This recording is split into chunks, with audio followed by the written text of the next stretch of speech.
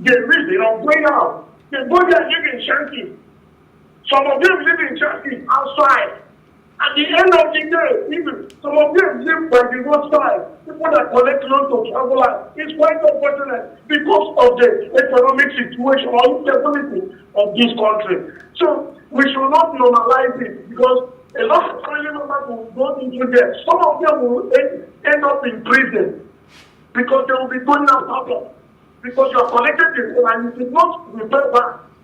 It's only few that repay back. We have some of them over there, like travelers, and decided to leave a huge loan, a huge debt upon their family member, and they are struggling to pay it. So I don't want them to let them, don't normalize it. We don't need it, but what we need is government of the day do the needful. Let everything in this country be done well so that people will be happy to stay in this country, study in this country, enjoy this country. Thank you very much. Thank you, Loman. Thank you, Loman. I mean, so for me personally, right? I'm kind of like on the fence about it because I hate being in debt, right? If I take a loan from someone, even a friend or a family member, right? Once is the due date, I tell you I'm going to pay you back in 2 days. That 2 days, take everything. I rather have nothing than to be in debt. But then I get it because there's this saying that says, now who they wear the shoe, now you know where they pay now, right? Sometimes there's some kind of debt situations where you have been pushed to the wall and there's really not much that you can do. And if taking a loan is like the best option for you, some people would rather do that, right? So I really cannot sit here and say, oh, don't take loan, it's not good. I'm not in your situation, right? Only you knows what's happening, and if you can handle it. For me, the most important thing is having a plan on how you want to pay back. And if you're going to be relocating with loan, you cannot just have just plan A. You need to have plan A, plan B, plan C, plan D, plan E. Every form of, but there has to be a lot of alternative, right? Because you cannot keep paying debt for the rest of your life. But NJ, you had something to say. Oh yeah, I just wanted to do a run through of tips on when relocating on loan. There are certain things you need to pay attention to. I think the first and most important you've already mentioned, which is carrying out a proper research of the location you're going to and what is expected, what you have to do, what the living situation is like over there, how much you pay, check the financials, check the area, check security, availability to resources depending on what is important to you and if you can afford it.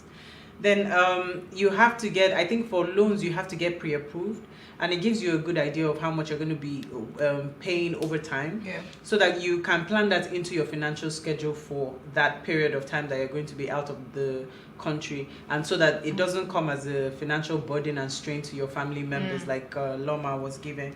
And then I think another thing that you should pay attention to is the interest rate. People take loan. When you take loan from loan sharks, they give you different interest rates. You should always bargain for the best interest rate, which helps you and gives you the ability to be able to pay back at, because the price will definitely be shorter. Because if you take a high interest rate, then that is what cumulatively that comes to a big financial strain and burden to you. Okay, please hold that thought. We have a call from Gabriel from Lagos. Hi, Gabriel. Yeah, good evening. Good evening. Thank you for calling. Go ahead. This is Gabriel. Okay. To me, relocating is the best option for Nigeria, because if the government provides loans for Nigeria, the currency of Nigeria has no value. Now, look at the rate of life, look at the interest rate of Nigeria. It's very high. Okay. If only you collect loan from them, which business are you going to use it for? What's going to be your profit? Okay, what are you going to do? What do you think that what do you think you are going to invest on that will bring profit to you? So if you can relocate, would you relocate to where you know that it will value to your life? That's it. Because if you keep on staying in Nigeria, sell all your property, you are not wasting your time. That's how Nigeria is. So, to me, any individual who wants to relocate, should relocate. But just relocate with sense. Relocate with sense. Don't go to any country, start doing life or selling drugs or something like that. Just make sure that you work and make your money, add savings to your life. That's it. Thank you, Gabriel. Thank you so much. Isi, you had something to say. Yes, I wanted to respond to what Loma said. There was something that resonated with me when he talked about individuals taking monies from family members and running away with the monies and not, paying back the monies. Now, there is a reason why banks have collateral. They must request for some sort of collateral. When I was in the banking sector at the time, we would request for, the only thing that we did not request for was your liver at the end of the day, bottom line. The key thing is that we requested for everything that we could hold on to and sell off, just in case. If you buy a car, that car can be retrieved from you and sold. And at the end of the day, you get your monies back. In Benin, I'm from Edo State, we have individuals who take ladies to Italy at the time. And what do? They will tell these ladies, you pay at a given time. Within this period and this period, you pay. So at the end of the day, the burden is not on the it's not on the family. And afterwards, they start to live their lives. Whatever they decide to keep on with that profession, that's fine by them. What I'm just simply trying to say is that there are traditional ways you can actually go about this. There are different ways you can actually get your money back from whoever you're loaning your monies to. If it's a family member, that person is your family member. You can always reach out to that person. But if it's someone who you're not familiar with, then you have to take a collateral. That's the reason why bankers take collateral. It's as simple as that. Even with family members, right? I feel like people take family for granted, right? And that's something that upsets me about the family institution. It's the fact that people feel like you can do anything because I'm your brother, because I'm your sister. It's the entitlement for me, right? Yes. I believe that if you're going to take a loan from me, you should pay back. Except I tell you otherwise. Giving it to your family member is not going to abscond with your monies because you always know how to reach out to that person. I know. I refuse. See, you're saying this because you have a good conscience, right? You have morals. There are people that don't. I've seen these things, right? There are some family members that are wicked, and that's just the word, right? They really don't care. They are very selfish. They care about themselves. Where you can loan money from me and you will not pay back, right? Then sometimes you can actually be living with them in the house and they're not going to pay you. You live in the same state, same city, same country, and that's the end. They would even block you. You would never hear from them again. Not to talk of when you have stepped out. So just imagine, not when you have stepped out from Nigeria, like you're no more in the country. How am I supposed to get my money back? I mean, I'm not saying don't give her money, please. Loan money to your blood, your friends. If you have it, if you can't, I would typically advise people, give out money that you feel like you can do away with. Yeah, once it's gone, it's gone, right? Or maybe people that have good credit score. People that that, you've loaned them money in the past and they've always paid back. Right? In situations like that, you can go out of your way to just give them like huge sums of money. But if you're not sure, to avoid stories that touch the heart, tread lightly. Angie, you were saying something earlier. Oh no, I had actually concluded that I think the most important thing is the last thing was to understand the terms and conditions of your loan. Yeah. Some people don't read through that they don't read through the guidelines, they don't read through the terms and conditions. They just want a loan, they want the money. And eventually, like Lawman said, and you leave that burden, and also Isi said, you leave that burden for your family members because you've given out your address as your location, but you're moving out of the country. So by the time they come there and you have a family member there, maybe a sister or brother, that's another burden. It doesn't have to be financial, but that's another burden because the Nigerian police will pick up whoever they see. or the operatives or agencies in charge wanting to get their money back will pick up whoever is in charge. So that's a burden. And if you're not in the country, that just leaves them, out there. Yeah, stranded. That's the word. Vulnerable. Yeah. Anyway, so final words for me, right? I wish everyone well. Happy relocation, happy staying back. The most important thing is that you are happy, you are at peace, and life is going well for you. And if it isn't at the moment, just stay strong, and I hope and pray that you find the light and things work out eventually. But anyway, thank you so much, ladies. Thank you, beautiful Mary. Thank you, gorgeous NJ. And thank you, amazing EC. It was great having you guys on the show. But before we go, do ensure you follow us on Instagram at Way Show Africa. You can interact with us further. Drop a comment, and most importantly, follow all our social media engagements. And remember to like, share, comment, and invite your friends and family to watch us and follow us. If you missed today's quote, here it is again. Many a man thinks he is buying pleasure when he's really selling himself to it. And this is by Benjamin Franklin. See you tomorrow at 8 p.m. as we bring another great conversation to your screen. Bye.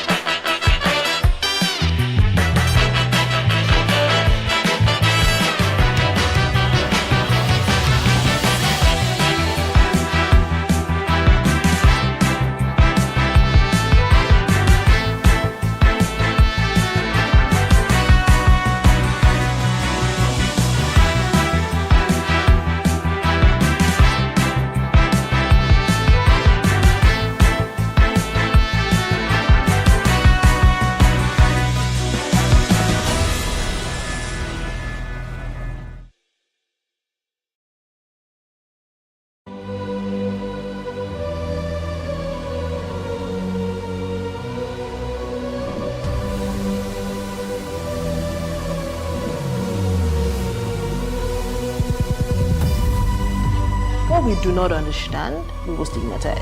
What you can see is the remaining of the tanker that exploded. The suspect equally confessed.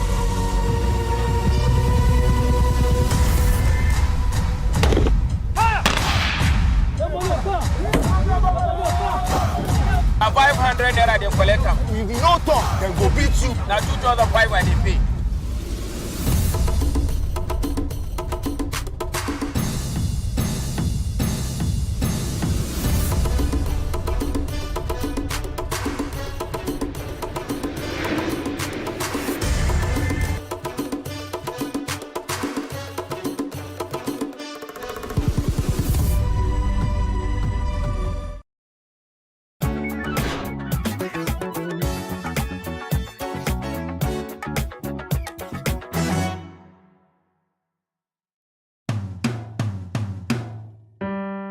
Good people, I greet you. It's great to reminisce about good memories of my past. A past that shaped my present, and a present that hopefully will shape not only my future, but that of our children and the incoming generation. My name is Igo Temu Oko, born and bred in Warri, Delta State. Warri of those days was a town of peace, purpose, and communal spirit. Trusts were hardly betrayed. Support for each other was the order of the day. Growing up in Warri was fun. With the beauty of our rich culture and traditions, we often looked with nostalgia to the season of Okere Juju, an annual masquerade festival with epic center of the celebration at Okere main roundabout or square. The elegance and beauty of the festival, graced by masquerades in attires almost akin to the costume and apparel worn by Eyo Masquerade in Lagos. It is a mix of culture, tradition, dancing, and humor. So don't wander too far when you ask how Warri has evolved to be the root of comedy. It is rooted in our culture. I also recall with fond memories the great Agbasa Juju Cultural Festival, a colorful festival celebrated by the people of Agbara Warri Kingdom. It is a warlike festival popularly called Agbasa Juju. The date of the festival is chosen according to the Robo-native market days by the Olotu and the elders of the kingdom, where the respective towns are expected to come in a dance procession with their warlike costumes. What a beauty to behold. I wonder how deep and rich our children are today in our culture and traditions. Interesting cultures are warning for different reasons, ranging from westernization to mere indifference of traditional institutions and practice. Time won't permit me to delve much on what we miss as a nation if we do not preserve our culture. This is a serious food for thought for us as a nation. Yes, Warri was fun, but the need for education took me out of Warri at the age of 17 when I got admission to the University of Lagos. At 17, I was bold enough to take on the world. I was wise enough to understand the import of education and the need to be focused in life. Strange enough, it was also my first time in Lagos, Warri boy in Lagos, but I was armed with enough street sense needed for my survival, and of course, I never went back. Coping with life in Lagos was no challenge. It was not different from life in Warri. Those trust elements of my days in Warri were also found in Lagos. In the mid-80s, I recall one particular scenario, and it sets me thinking if such still exists in our Nigeria of today. There was this vendor in front of the big Senate building at that time. I describe the Senate building as big because it was probably one of the biggest buildings I've seen at that time. Those were years when our local football league was popular and embraced by all Nigerians. You read about the exploits of Iwayawu National, New Nigerian Bank of Benin, Bedell Insurance of Benin, NNPC Football Club of Warri, Seasiders Football Club of Warri, ICC Shooting Stars, BCC Lions of Boko, Abiola Babes, stationery stores, and a host of others. Every Sunday morning, we will rush to the front of the Senate building to read results of the matches played over the weekend from the back page of Tribune newspaper. How such news got published early in those days still baffles me. We were the ones they call Free Readers Association. Then we will pick the papers, read and return. Those who wish to buy will drop money inside a cup or a bowl by the newsstand and walk away. Curiously, in my 4 years in Unilag, I never set my eyes on who the vendor was. Nobody had the mind of stealing his papers, and we never heard for once of any incident of theft. How it was done, I could not even figure out. Such was the extent of trust in our time. Can we make bold to say the same scenario can play itself out in today's Nigeria? What do we have today? Mutual suspicion of each other? Distrust in all facets of life? How did we get here? What happened to those glorious years of our local football, rich culture, and enviable traditions? Can we change the narrative? Can we turn back the hand of the clock? With a will? Yes, we can. Let us start from our youths, the leaders of tomorrow. I think that the best thing we can do for our children is to allow them to do things for themselves, allow them to be strong, and allow them believe more in themselves, imbibe in them that identity that was so strong in molding us to who we have become today. Then we are building a foundation for their greatness. It is not enough to revel in the glory of the good old days. It is important to take the lessons, right the wrongs. It is not too late. Our children deserve a better and greater future, not stories about the good old days. To this end, I therefore join Sir Shomore Badejo in this patriotic drive towards a greater tomorrow. Thank you very much.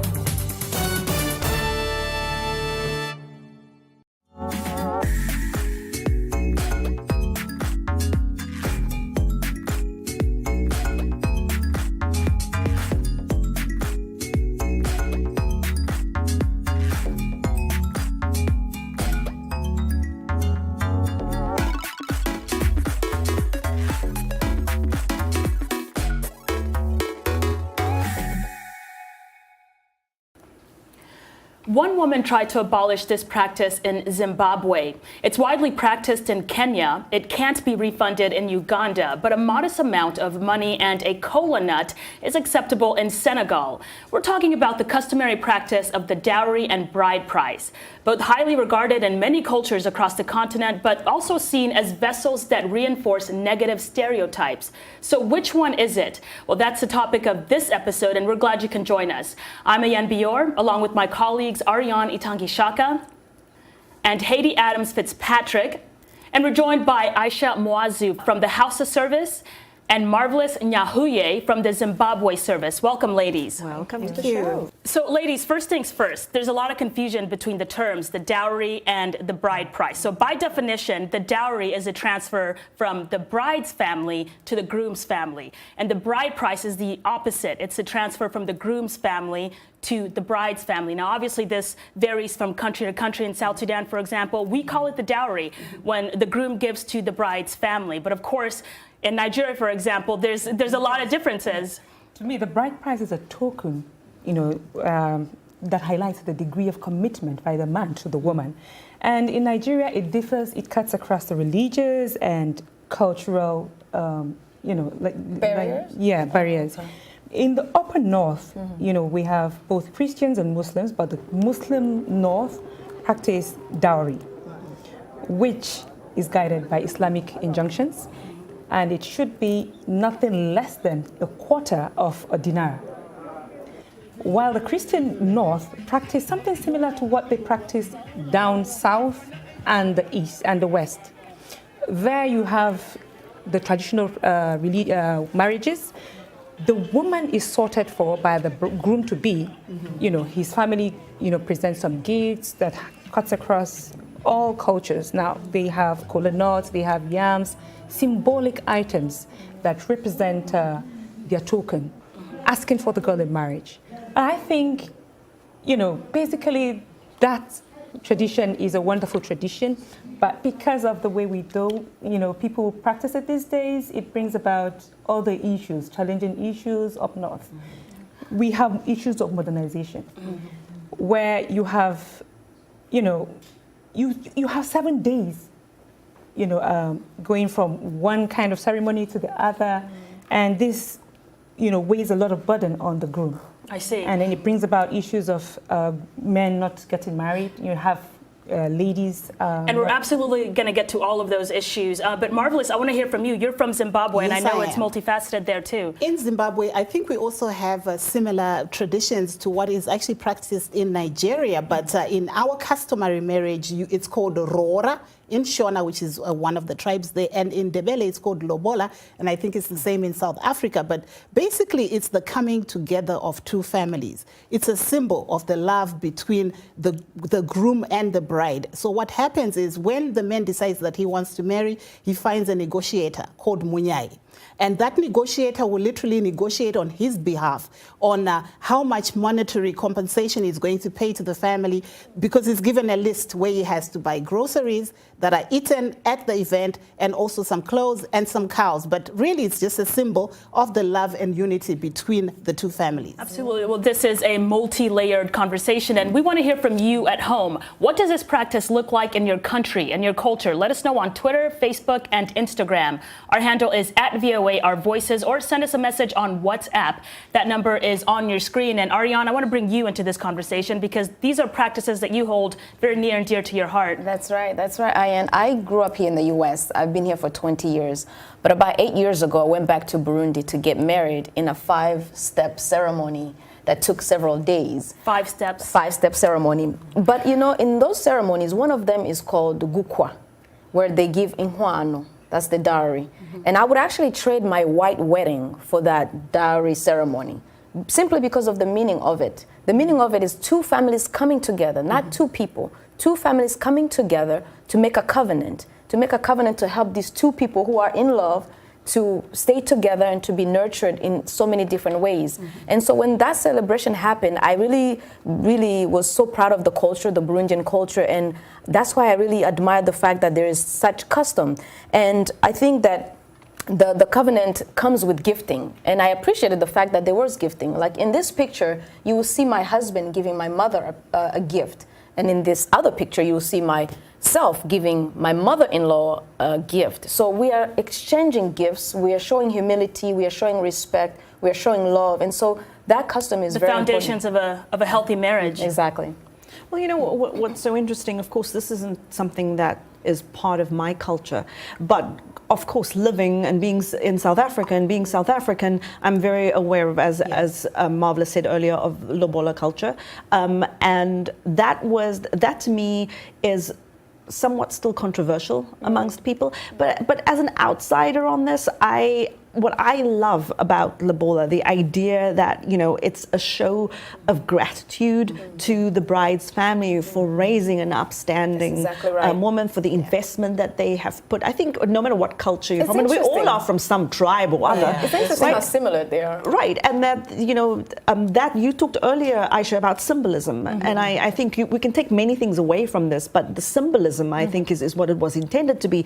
You know, there's an interesting debate going on around the dowry, where the woman is the person who pays the husband's family a dowry. In India, in Indian culture, there's an interesting debate going on about what the dowry was meant to be and what it has become. The dowry was actually, when I was looking at this, it actually seemed to me, I'd like to think of myself as very progressive and very liberal in my thinking. And I could see that, you know, it started out as actually something that had very progressive intentions, that it was meant for the woman to enter into a marriage with financial security and financial resources, you know, in case of an emergency, so that she's set up, you know. But it's interesting because in India, it's the women who control the dowry. That is how it used to be. There is a professor of history at Baruch College in New York. Her name is Veena Talwar Oldenburg, and she has written a book called Dowry Murder, The Imperial Origins of a Cultural Crime. What's so fascinating about this is she talks about dowry crime these days, where women are now victims of domestic violence because of a dowry dispute. You know, and what's so interesting about this, she says that the dowry was, like you mentioned, something that was managed by women for women, but that with British colonial rule, that really, the social and the economic upheaval that came with that, women were stripped of their economic resources, women were stripped of their rights to inherit, and that is where this now became this issue where greed today has seeped into the culture. Families are demanding more and more of the bride, and if the woman's dowry doesn't live up to the man's family's demands, they can keep making demands on her, and that makes women vulnerable. They become they can become vulnerable to domestic violence. Yes, and that is just one example of the evolution of the dowry and the bride price, and we're going to have a lot more on this conversation coming up, but we do have to take a short break. We have a lot more coming up, including the devastating details of a bride price story that took a life-ending turn for one young woman. But first, we asked our Africa Division colleagues how these practices vary in their countries, and it turns out each culture has its own spin. Take a look. I'm from Ethiopia. The dowry process is Delosh, and it's usually given by the groom for the bride. Groom will send his friends, the neighbors, and some elderly people, along with a luggage full of gifts. Back in the days, or in rural cities, they send the cattle, sheep, or goats, a certain number of cattle. But in the city, they send like luggage, and then they'll show off saying that we bought this clothes, we got this from some like expensive store, and we're bringing this for the bride to have it. And then they'll show off jewelries, a lot of jewelries that are made from gold and silver. And then all her neighbors, her dad, her uncles, her aunties, they'll sit around and they'll clap, and if they'll say we have accepted this, and they will take it to the room, and usually the groom and the bride are not allowed to be there. And then after that, at the end, everybody will feast. They will throw like a feast. There will be music, food. It's so beautiful. I'm from Rwanda, and in my culture, bride price is ingwano, and the ceremony or the process of paying dowry or bride price is called gukosha. And it's a day of celebration. We usually gukwa, quote unquote. The bride price is in form of cows. We hold cows as a very important symbol in our culture. And so the families of the girl and the boy will negotiate on the amount of cows that this girl is worth, and that is always usually based on some factors, including her education, her background. But it's not really about the money or the number of cows. It's about these two families coming together to celebrate the union. My tribe is called Zagawa tribe, and we live in this desert side of Darfur, North Darfur. The bride price, we call it Sidak or Tagi. In local language, they call it Tagi because they give it to the girl. So most of the tribe, they keep camels, and some of them, they do cows, but mostly camels. So it depends on what number they negotiate, like 150, they have to give it to them. So in my tribe, if you have girls, that means you're going to get rich because they will give you like a lot of camels. So if you have boys, that you mean you will be broke because you have to pay a lot to get them married. But the price is also had effect because as a girl, if you got married, you will never get divorced. You don't have divorce. You never get divorced because the divorce, they already paid your price, so you cannot divorce. Even the husband is passed away, you will marry the brother. If the brother passed away, you marry the other cousin. You just stay in that family forever.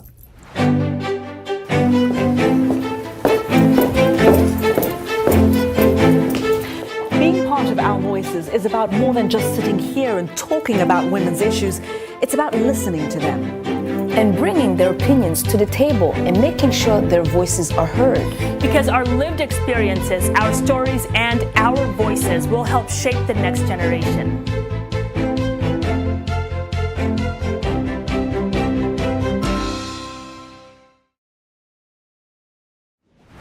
You're with Our Voices. Welcome back. Despite claims that the practice of bride price degrades women and a recent dowry case in Nigeria that tragically ended in a suicide, the tradition is upheld as a cherished culture and religious symbol of marriage.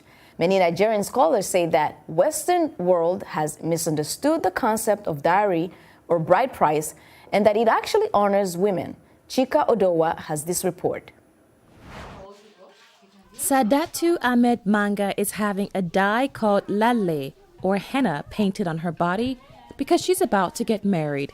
It's part of the wedding custom in northern Nigeria, which is largely influenced by Islam. But the most important marriage custom is the bride price, a payment of cash that the fiancé gives to the bride's family to show how serious he is about the marriage. In Islam, bride price has to be paid before the wedding. Bride price started since the days of the Prophet Muhammad. May peace be upon him, and we continue it. But more Nigerians are condemning the bride price as a degrading practice that requires payment for marriage and places a monetary value on women. Women are largely left out of determining the bride price, which is negotiated between the male relatives of the bride and groom. In October, a 17-year-old northern Nigerian girl burned herself to death out of shame because her boyfriend could not afford the agreed-to bride price, which was less than $50. Initially, this issue of dowry and bride price was more like a pleasantry being exchanged between the husband-to-be and the in-laws to be. And when it all started, from various cultures, it were little things that everyone can afford. But as time goes on, it became so big that most young people cannot be able to afford. So it's a thing of concern. So it's like business and using it to put people in classes. But African literature scholar Dr. Agatha Ukata blames radical feminist ideology for the rising criticism of bride price. She also says the tradition is misunderstood by the Western world. There is a cultural shock for the West for them to say that there's something called bride price, because this is quite different from what is obtainable within the Western culture. Getting married in Nigeria is big business. In fact, the wedding industry here generates millions of dollars. But for many people across Nigeria, it's not the fashion or the glamour that symbolizes a wedding. It's the payment of the bride price. And if the bride price is not paid, then the couple is not married. Paying a bride price is the opposite of paying a dowry, which is wealth transferred from the bride's family to the groom or his family. The majority of Nigerians across all religions uphold the tradition of bride price and say, unlike a dowry, it underscores the value of a woman. I think it's right. I think that's the only way you can show a lady to appreciate the love for her, like to show how much you love her. And for families like Mangas, the marriage is not truly valid and celebrated until the bride price has been paid. Chika Odua for VOA News, Yola, Nigeria. Well, this is a tragic case and one in a million, I will say. And she acted on impulse. You know, that second when you just lose it all and you don't know what to do. And then she just did what she did. And then it ended up in that tragic situation. But there are other ways she could have gone about it. Because back in Kano State, when they started marrying off unmarried women, widows, and spinsters, the government organized weddings. And then that state where she comes from, Zamfara State, also said they were going to burrow into that and then adopt that same thing. If she had spoken to someone, probably she would have had someone to come in, step into her. But come to think of it, why should I marry my daughter off to a man who cannot even pay 20,000? 20,000 naira is less than $50. That's what they were asking for? Yes. That's you know, the highest you could pay in a rural community like where she comes from, 20,000. But it doesn't just end at the dowry. There are other things involved, and I think modernization come into play here. Yeah. Because you have, like you said, 5 steps of wedding, ceremony. Sometimes you have 7 steps, different days, and you have to provide for the, you have to provide for her for the clothes she wears, for the food to eat and everything, and then the gifts to accompany her with it. And going to her own house, the lady also has to come into the marriage with something, like you said earlier in Heidi. The dowry. The dowry, and then something to give her some financial support when she, so that she can stand up. Yeah. But in Zimbabwe, I would like to just come in and say, this is the situation now where you have the negotiator coming in to speak to the family of both the bride and the groom. Right. If they had spoken as families, maybe they could have resolved the issue.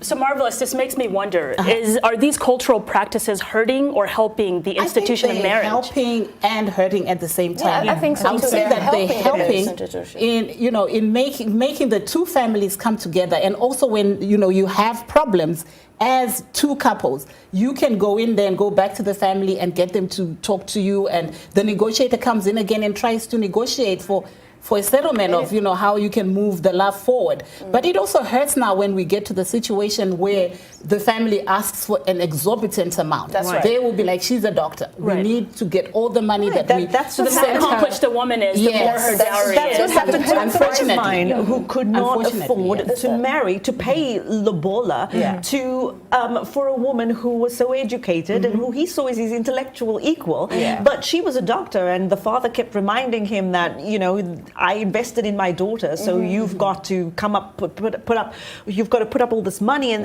that worries me. You start out your life with so much debt, just trying to afford the bride. But even he's saying he's considering marrying outside his culture, or outside his race. What does that then do at the end of the day for the culture and the tradition, and for making sure that families are now looking at it as a source of income, which is very sad, because initially it's just supposed to be a symbol of unity, but it becomes a source of income. But that is exactly the problem, is that you have a lot of poor families who see the husband as a potential income generator. Yeah, exactly. Like in my culture, like you have the 5 ceremonies, and in those 5 ceremonies, they say we're going to get something out of it. And when they start to look at the money, and it's unfortunate because these ceremonies are well-meaning, but the negative part, as you said, the consequences, as you say, Ayan, is when they start to calculate everything. But in the past, we never used to hear the complaints about the price of the weddings because they used to just use the minimum that they had. And I because think also they used to go back to the rule. tradition to say, why exactly are we doing this? What's the symbol? So families have to sit down together and really discuss,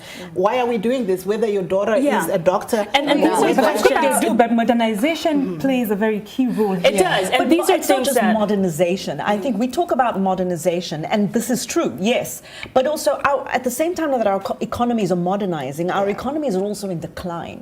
And so we talk about income generation. People are looking for this as a money-making scheme. And young people in particular. A history professor, I'm all getting all academic here on the subject, but Jabulani Mapalala from the University of Zululand, according to his estimation, about 60% of black couples in South Africa are preferring to live in sin because they simply cannot afford to get married. Which again brings the question, what does it do then for the culture if then children are seen as being born out of wedlock or even as illegitimate, regarded that way because the parents never got married. So that and the fact that I worry that young people are sitting with this concern that we cannot get married, how legitimate is our union going to be? And also starting out their life in debt. I think when money comes into it, at the same time though, if young people in an economy like South Africa's where there's so much inequality, people are either very poor and extremely wealthy. And Heidi, we're also seeing a lot of very powerful and, like independent women also coming into with a new practice that we're seeing. They help the groom to pay the bride price, so to speak, and that's taboo. And to speak about modernization. Even in Burundi, if you help your husband to pay for your bride